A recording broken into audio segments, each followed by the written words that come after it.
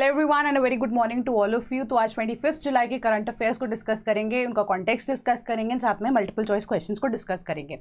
So without any delay पहले हम discuss कर लेते हैं कि इंडिया और यूके की जो ट्रेड पैक्ट है, अब इसके रिलेटेड आई गेस आपको कॉन्टेक्स्ट में अगर बताऊं तो इंडिया और यूके का आपस में ट्रेड होना या ट्रेड पैक्ट होना भी बाकी था, है ना। तो उसी के बेसिस पे अब कुछ डिसीजंस निकल के आए हैं। स्पेसिफिकली ये चीज़ बोली है कि ग्रोथ के सेक्टर में अगर हम देखें तो farmers, MSME sectors and Indian footwear and jewellery exporters जो हैं उनको ज़्यादा यहाँ पर फायदा होने वाला है कि it is one of the biggest deal UK ने जो की है आफ्टर ब्रेग्जिट, यानी कि एग्जिट लेने के बाद एंड फाइनली जो यूरोपियन यूनियन से एग्जिट उन्होंने लिया था एंड फाइनली उसके बाद जो बेस्ट डील है इंडिया ने उनको ऑफर की है, राइट। तो अब ये एक विजन के साथ आ रहा है, that vision is for 2035, India UK का विजन जो कि एक फ्रेमवर्क उन्होंने सेटअप किया था। इसने रिप्लेस किसको किया है? The framework that is road map 2030 जो कि इंडिया और यूके के बीच में हुआ था।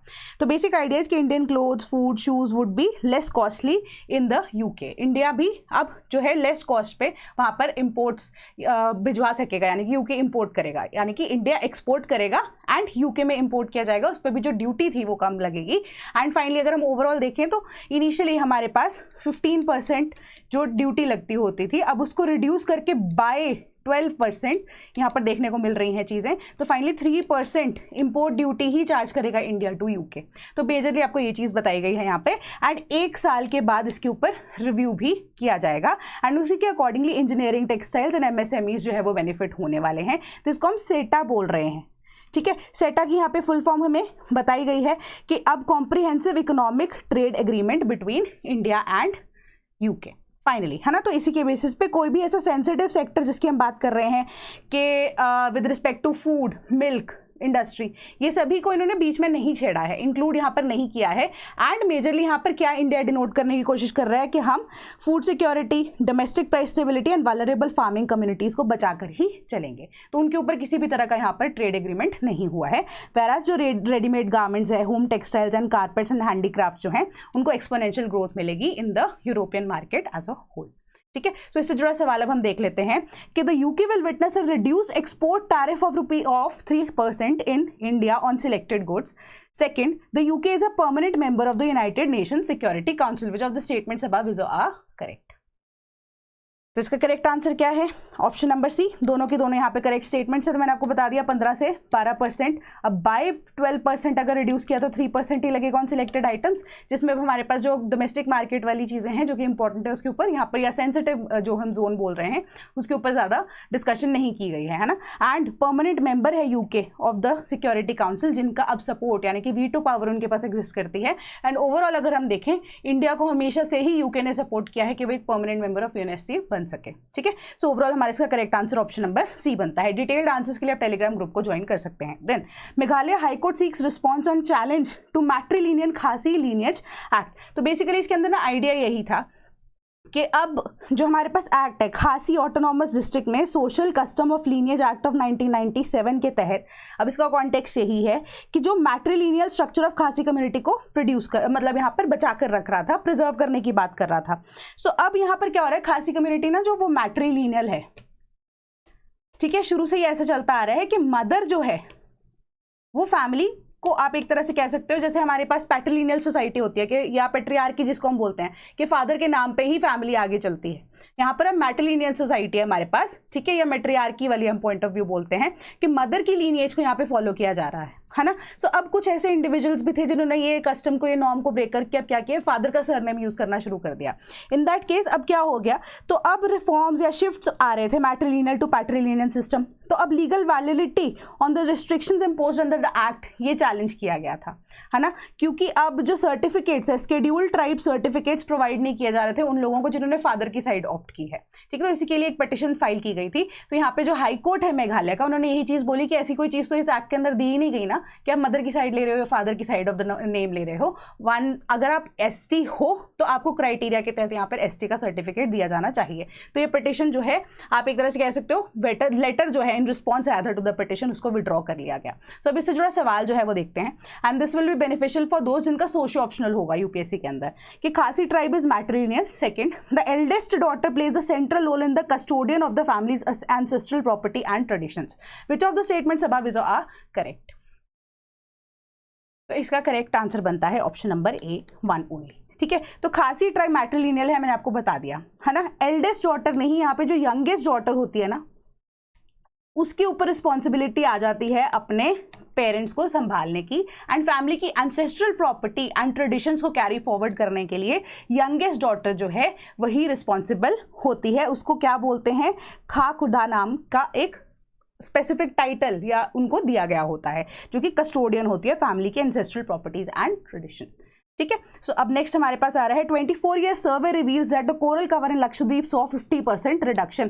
तो 1998 के बाद से अभी तक 2024 के अंदर ना बेसिकली उन्होंने देखा कि इनिशियली 85% तक जो एरिया है वो कोरल्स लक्षद्वीप में यहाँ पर ले रहे थे। ठीक है, एंड स्पेसिफिकली ये 3 स्पेसिफिक जोन्स जो कि लक्षद्वीप के अंदर है या आइलैंड्स हैं, उनके एरिया के ऊपर यहाँ पे स्टडी की गई है। कौन से एटोल्स हैं, that is Agatti, Kadmat and Kavaratti. ठीक है, एंड ये 85% से ना रिड्यूस होकर अब हमारे पास कितना रह गया है पूरा का पूरा, अगर हम देखें तो 85% से अगर हम देखें तो ये कम हो गया है, डिक्लाइन हो गया है। 2010 एंड 2016 के अंदर भी फर्दर रिडक्शन इसके अंदर देखने को मिली है। ठीक है, 50% से ये रिड्यूस हो गया है।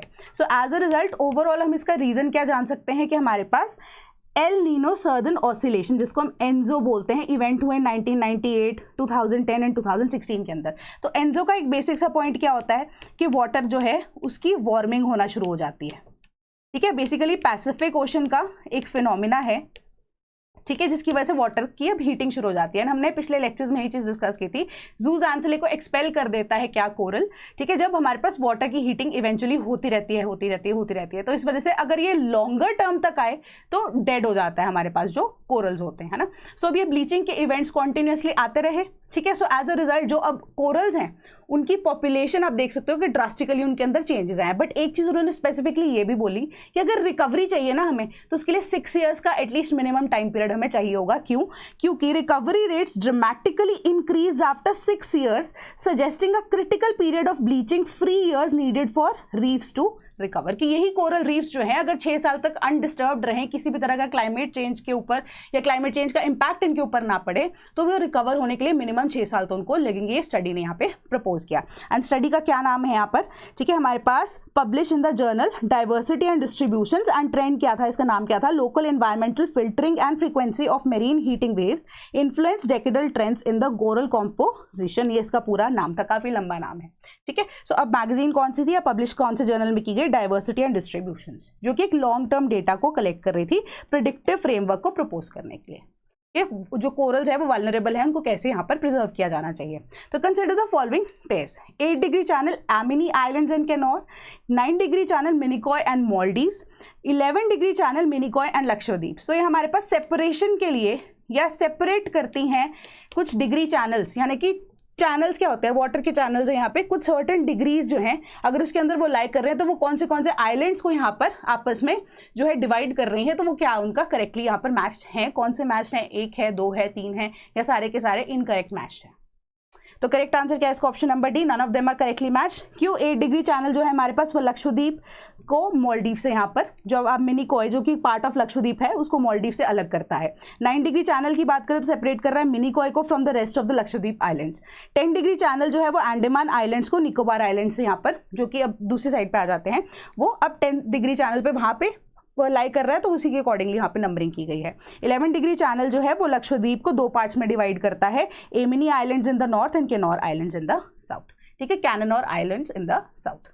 Then committee to look into legal structure of IMD। तो बेसिकली IMD क्या है, इंडियन मीटरोलॉजिकल डिपार्टमेंट, जो कि अब इंडिया की जितनी भी मीटरोलॉजिकल एक्टिविटी होती है उसकी वार्निंग सिस्टम, अलर्ट सिस्टम से लेकर जितनी भी ऑब्जर्वेशन होती है IMD करता है। एंड ये ब्रिटिश टाइम पे यहाँ पर इस्टेब्लिश कर दिया गया था। बट अगर हम ओवरऑल देखें तो इनको लेकर किसी भी तरह का ना तो स्टैट्यूट एग्जिस्ट कर रहा है, ना ही किसी तरह का फ्रेमवर्क एग्जिस्ट कर रहा है जिसके बेसिस पे IMD को फर्दर अपना काम करना चाहिए। सो अब इसके लिए ही कुछ फ्रेमवर्क्स या लॉज को यहाँ पर डिजाइन करने की बात की जा रही है। एंड वर्ल्ड मीटरोलॉजिकल ऑर्गेनाइजेशन के साथ इसकी लॉन्ग टर्म अंडरस्टैंडिंग के बाद भी हम देख रहे हैं कि बहुत ज्यादा काम भी किया गया है। है ना। तो अब अलर्ट सिस्टम हमारे पास आने लग गए हैं, हमें वार्निंग सिस्टम आ जाते हैं इन केस ऑफ कोई साइक्लोन आने वाला होता है, थंडर आने वाला होता है। थंडर क्या, या फिर रेनफॉल जो है वो मॉडरेट होगी, एक्सट्रीम होगी, वो सारा सिस्टम जो है अब WMO के साथ मिलकर IMO ने काम किया है, IMD ने काम किया है, सॉरी, ठीक है। सो उसके बेसिस पे अब एक फ्रेमवर्क जो है जिसको बनाने की बहुत ज़्यादा ज़रूरत है वो अब इस्टेब्लिश किया जाएगा। एंड IMD जो है एक सब्सिडरी है of ministry of earth sciences के अंडर। तो इससे जुड़ा सवाल अब हम देख लेते हैं कि Indian Meteorological Department was establish in the year 1870। Second, Meghdoot mobile app is an initiative of the IMD which provides weather information and agro advisories to farmers. Which of the statements above is are correct? इसका correct answer है option number 2, B only.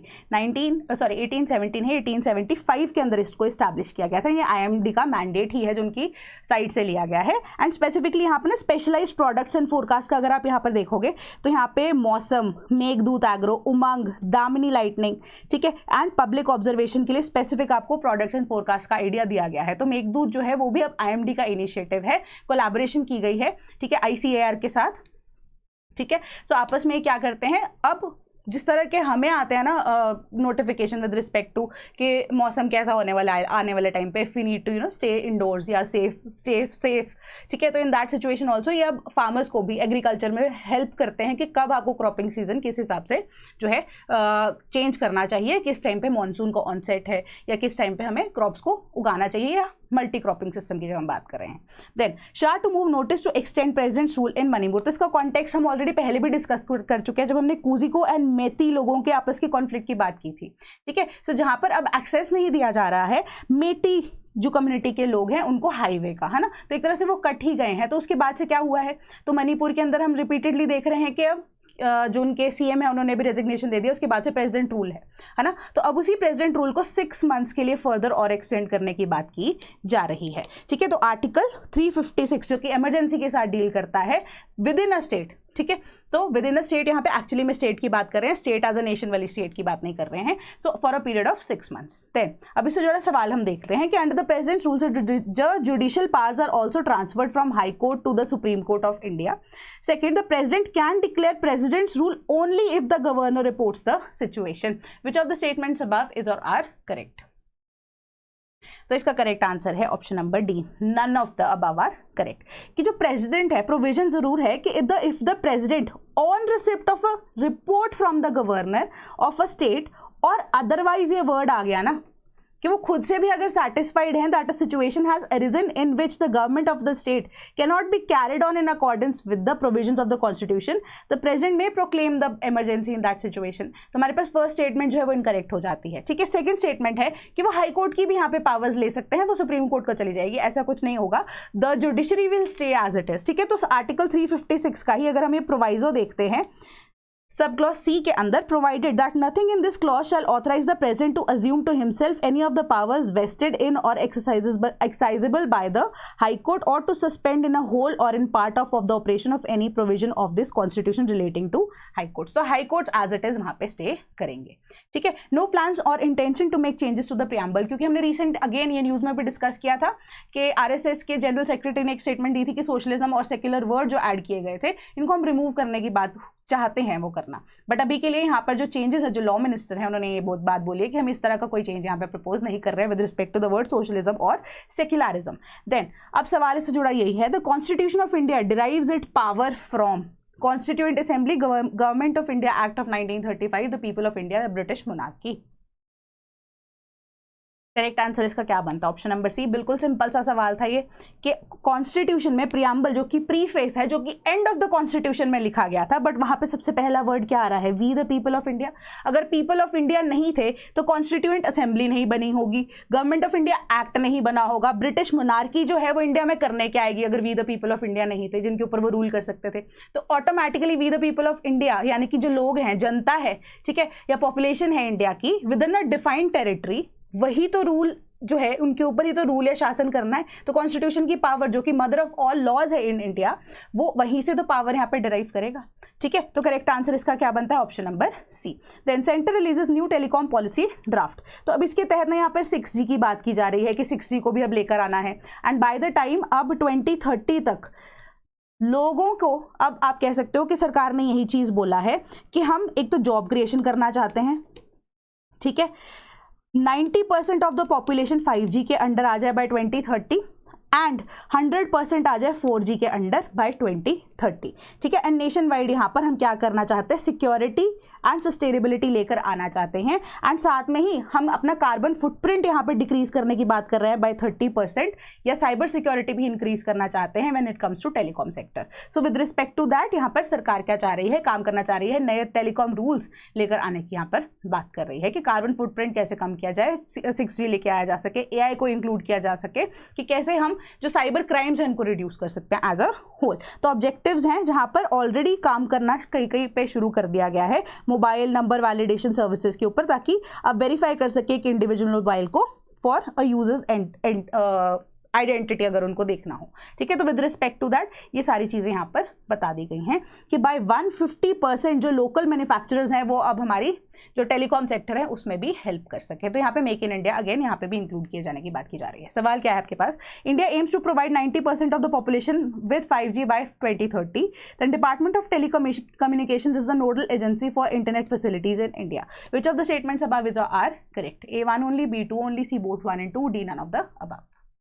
तो correct answer क्या है, option number सी, क्योंकि ये मैं fact आपके साथ डिस्कस कर चुकी हूँ, nodal agency department of telecommunications ही तो बनेगी, तो both of them are correct, ठीक है। देन हमारे पास अब आप होमवर्क वाला काम है, क्योंकि हमने इंटेंसिव रिवीजन की यहाँ पे बात कर ली थी विद रिस्पेक्ट टू बिहार, तो इसके अंदर भी कुछ नहीं है, मेजर आपको आइडियाज़ दिए गए हैं कि अब क्या टसल चल रहा है यहाँ पे। इलेक्शन कमीशन जो है उनकी आप एक तरह से कह सकते हो कि उनके बारे में या उनके ऊपर बहुत सारे एलिगेशंस लगे हैं, and finally as a result आप अगर देखोगे तो कोई ऐसे रीज़न निकल के नहीं आ रहा, वैलिडिटी जो है वो नहीं सीख कर पा रहा है इलेक्शन कमीशन कि इंटेंसिव रिवीजन क्यों की जा रही है एंड वाई ओनली बिहार, ठीक है। Next, PM's Maldives trip signals improved ties, तो ये लाइट रीडिंग के लिए आप एक बार जरूर पढ़ लेना, ठीक है। इंडिया मालदीव्स के रिलेशन के लिए आपको IR में ये हेल्प करेगा, पॉइंटर्स बनाओगे आप, कमेंट बॉक्स में मुझे बताएंगे। तो in case if you are preparing for UPSC we have an ongoing plan, जिसका आपको लिंक डिस्क्रिप्शन बॉक्स में मिल जाएगा, same for the case of test series. So that is all from my side today, thank you so much.